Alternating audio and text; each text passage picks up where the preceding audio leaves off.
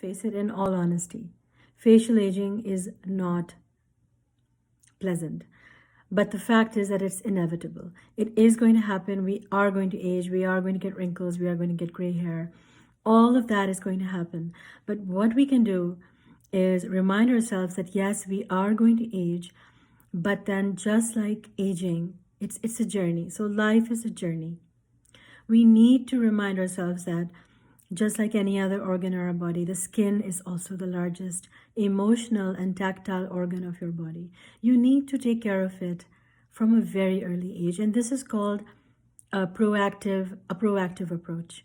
Proactively, if you tailor your lifestyle and if you tailor your habits in such a way that you're going to delay the aging process, it's just going to make you feel that much more confident and that much more better. The other important thing that I want to address is the body dysmorphic disorders. So this is where people go to extreme measures and they have kind of ideas that there is something where there is not. That is very dangerous, and that is where you do not want to enter. So maintain a balance. It's about balance. So mindful balance, balance in your skincare, balance in your habits, in your life, in your diet. You don't want to go overboard, but because you want to stay away from these body dysmorphic diseases, but you do want to do your maximum best to take care of yourself as much as possible. And that includes skincare, that also includes meditation, because the skin and mind is completely interconnected. These are important things that you want to take into consideration when you manage your skin health holistically. Don't shy away from looking your best. It is your birthright. It is your human right to look as good as you can, whatever perception of beauty you have. So there is no standard. There is absolutely no standard of beauty. Don't let people bully you, or don't let people guide you into their perception of beauty. Create your own perception and your own concepts of beauty. And whatever that is, just go ahead with it. If an aesthetic procedure is going to make you feel better, as long as it's within a balance, go ahead with it. If using great skincare products is going to help you, go ahead with it. If going to a meditation seminar helps you, please do it. Don't let people judge you for having to look after yourself. Just don't get into that mess. What is my outlook on facial aging? Well, facial aging, of course, is fueling a $1 trillion industry. But there's a reason for that, because it's pure psychology. So like I just mentioned in my slides before, that aging is something that is inevitable, but it's something that we can prevent up to an extent. So extrinsic aging or enviro-aging, the aging that is happening due to the environment, that really can be prevented. You can take care of yourself from a very early age and prevent the advanced forms of aging. Example, smoking. So smoking is going to age you 20 plus years. So just avoid those things. Go through some of my posts, because I do post very important topics related to stress and smoking and all these things related to skin. Go through those and you will realize what I mean. Most importantly, I want you to remember this. You are beautiful the way you are. All right? So don't let the image of beauty that is perceived by the world let you down. But also please remember that it's also your birthright to look as good as you can. So by beautiful, I don't mean beautiful in the conventional sense. I mean your sense. What is your take on beauty? To me, it's healthy skin. So whatever that is for you, please do it. Look after your skin from an early age, because that is going to prevent premature aging. It's going to prevent you from unnecessary stress.